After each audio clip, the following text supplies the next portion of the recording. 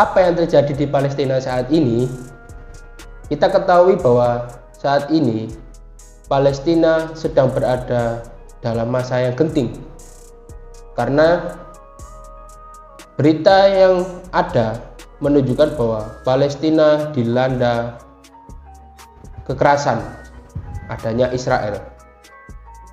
Semua ini berawal ketika Hamas tiba-tiba menyerang Israel tanpa ada tanda-tanda, seperti perbuatan yang tiba-tiba saja. Dan pada saat itu, setelah Hamas melakukan serangan pada tanggal 7 Oktober 2023, mungkin pada saat itu Hamas masih berpikir, oh ya, kita serang saja. Tapi dalam waktu penyerangan itu, Israel juga tidak mau diam dong. Dia akhirnya membalas serangan Hamas yang datang tiba-tiba itu dengan serangan yang bertubi-tubi, yang mengakibatkan banyak korban yang berjatuhan dari pihak Palestina. Menurut kalian, mengapa hal ini dapat terjadi? Setelah saya telusuri dan saya analisa, mungkin ini adalah akibat pada Israel yang mencaplok atau merebut wilayah kekuasaan Palestina, yang mana pada saat itu Palestina memang punya wilayah, khususnya di Gaza, itu belum tersentuh oleh Israel. Walaupun memang kita tidak tahu bahwa penyerangan ini mungkin akibat dari Israel yang sudah menjajah Palestina dan menginginkan wilayah Palestina, dan ini merupakan hal yang salah menurut saya. Tapi tahukah kalian bahwa setelah kejadian ini mengakibatkan banyak korban berjatuhan? Mungkin kita bisa melihat di beberapa media bahwa korban yang ada di pihak Palestina sudah mencapai puluhan ribu. Dan apakah ini harus terus terjadi? Apakah ini harus terus berlanjut? Apakah tidak ada solusi konkret yang bisa kita lakukan sebagai masyarakat yang menginginkan kedamaian, perdamaian ada di dunia? Semua kejadian ini berawal ketika Hamas melakukan penyerangan kepada Israel, yang mana penyerangan ini berawal dari Israel yang menyerang atau mengganggu wilayah sekitar Masjidil Aqsa, yang mengakibatkan Hamas menjadi marah, emosi, dan akhirnya menyerang Israel pada tanggal 7 Oktober secara tiba-tiba. Nah, dengan begitu Israel juga nggak mau kalah dong. Dia memiliki persenjataan yang lebih modern, lebih canggih, dan tiba-tiba langsung menyerang Palestina, khususnya Hamas, untuk meluluhlantahkan sekitar Gaza. Konflik Israel dan Palestina berawal dari janji Inggris untuk membagi dua wilayah, yang mana pada saat itu sebenarnya wilayah Palestina itu sudah ada. Tapi tiba-tiba Inggris ini menginginkan bahwa perlu ada pembagian dua wilayah antara Yahudi dengan penduduk Palestina. Padahal di Palestina sendiri itu sudah ada 3 agama, Yahudi, Islam, dan Nasrani. Mengapa kok harus dipecah? Apakah ini salah satu politik adu domba yang dilakukan oleh Inggris untuk memecah belah Palestina? Padahal seharusnya kalau kita melihat, Inggris ini memang kadangkala dulunya itu lebih suka untuk mencari keuntungan dengan cara politik adu domba, yaitu mengadu domba antara pihak Yahudi yang pada saat itu datang, mungkin berbarengan dengan pada saat peristiwa pembantaian Yahudi di Jerman, yang mengakibatkan banyak pengungsi yang datang ke Palestina dan akhirnya diterima oleh penduduk Palestina agar dia mendapatkan tempat yang layak setelah mendapatkan kekerasan. Tiba-tiba pihak Inggris pun membuka keran imigran Yahudi, yang dimana itu akhirnya menjadi pembagian dua wilayah antara penduduk Palestina dengan imigran Yahudi. Ini kan begitu menyebalkan kalau menurut saya. Mengapa sebegitu inginnya Inggris memecah belah, yang padahal sudah harmonis, sudah tidak ada masalah, tiba-tiba kedatangan dengan pihak dari imigran Yahudi menginginkan tanah di Palestina. Apa sebegitu ngototnya? Setelah adanya perjanjian Balfour dan bukan Yahudi di Palestina, maka ada Perang Dunia Kedua. Setelah ada Perang Dunia Kedua itu, Inggris menyatakan memberikan masalah itu kepada PBB. Tapi anehnya adalah kenapa pihak Inggris malah harus merepotkan pihak PBB karena masalah yang dia buat sendiri. Apakah ini terasa tidak aneh?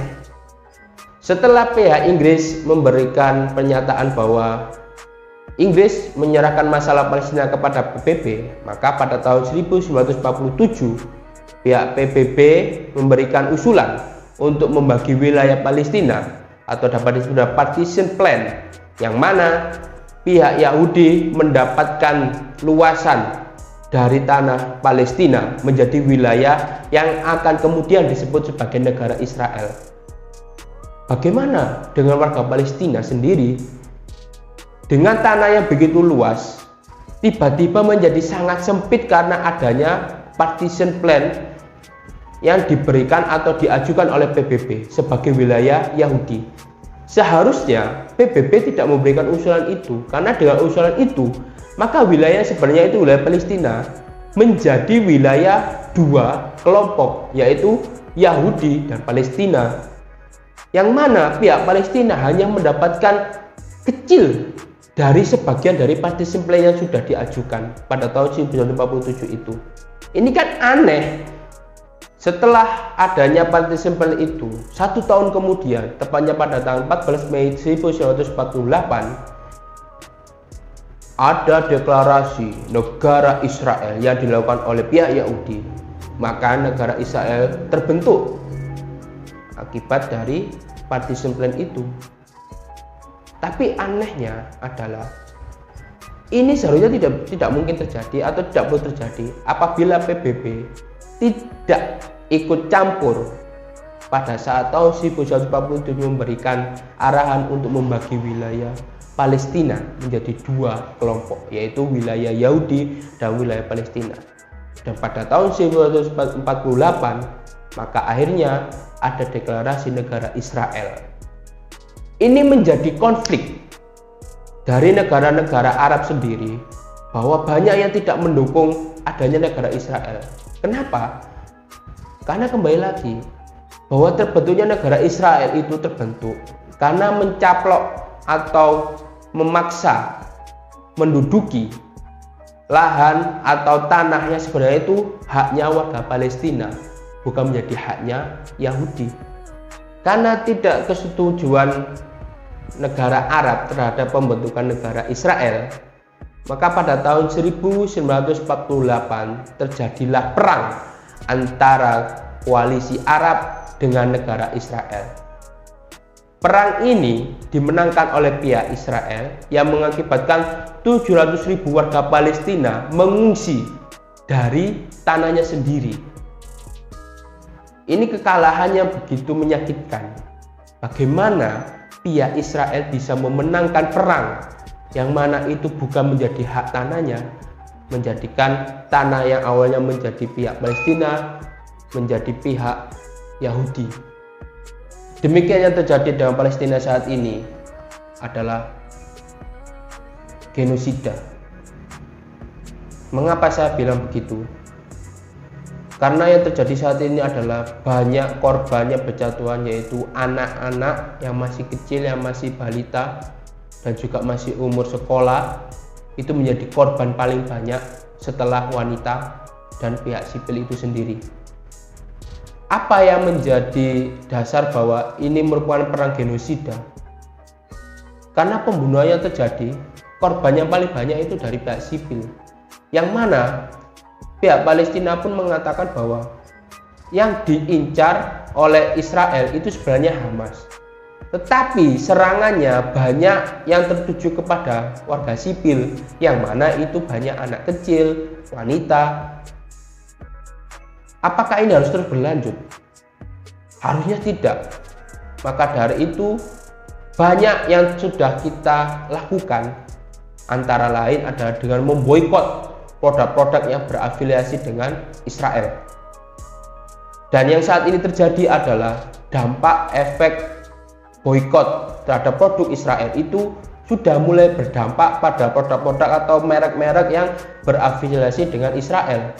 Terbukti dari beberapa media yang saya baca, mulai dari detik.com, pengusaha retail mengatakan bahwa banyak produk FCMG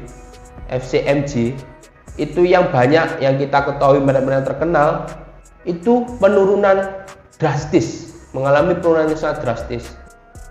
Dan banyak di lapangan yang saya juga dengar bahwa masyarakat sendiri sudah mulai beralih produk yang awalnya menggunakan produk yang berafiliasi dengan brand Israel atau merek dengan Israel, sekarang mulai beralih atau mengganti dengan brand-brand lokal, merek-merek lokal. Ini yang menjadi pengaruh di kita yang bisa kita lakukan saat ini. Walaupun kita tidak punya hubungan diplomatik dengan Israel, tapi paling tidak dengan kita melakukan boikot produk itu, kita sudah melakukan salah satu langkah konkret untuk menghentikan dari skala ekonomi Israel itu sendiri. Dan ini menjadi langkah yang patut kita syukuri, bahwa kita menyadari kita sebagai masyarakat Indonesia, yang mana Indonesia juga sangat mendukung dengan kemerdekaan Palestina itu sendiri. Maka yang bisa kita lakukan saat ini adalah dengan tetap mendukung Palestina dan juga harus tetap memboikot produk-produk yang berafiliasi dengan Israel.